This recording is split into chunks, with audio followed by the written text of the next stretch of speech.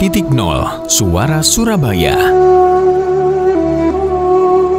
Saya lulus SMA tahun 1984. Saya berasal dari SMA di Kabupaten Bojonegoro sana, yaitu di SMA Negeri Sumberjo. Lulus 84, saya mendaftarkan ke Taruna saat itu, karena Akabri saat itu ya. Dan memang sejak awalnya keluarga saya adalah keluarga tentara, karena bapak saya adalah tentara juga. Sehingga dalam keseharian saya tidak ada gambaran-gambaran untuk nantinya masuk di salah satu universitas mana, masih belum ada. Jadi mulai dari SD, SMP, SMA bahwa tujuan saya adalah saya harus masuk tentara. Tapi sayang dalam perjalanan kami terhentikan.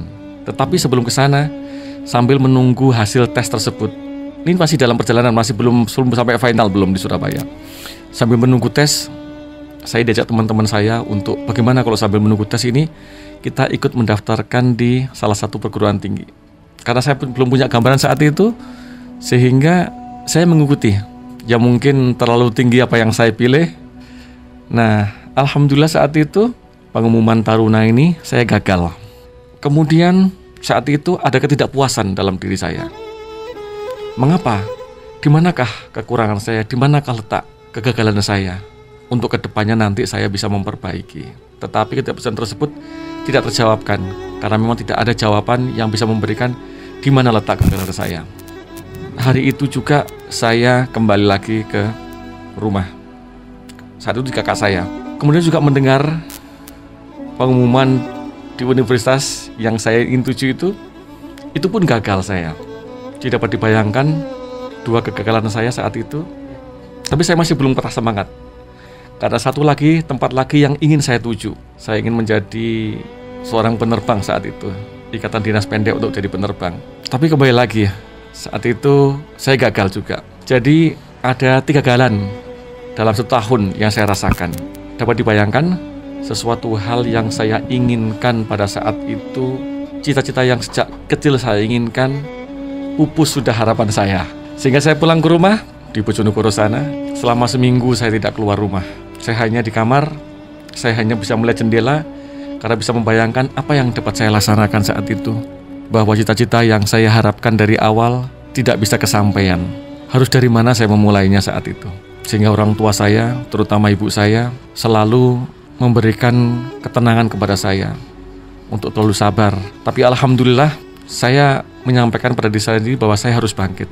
Dengan cara bagaimana? Maka selama sekian lamanya saya menjaga apa yang saya miliki. Dengan berolahraga, dengan tetap belajar.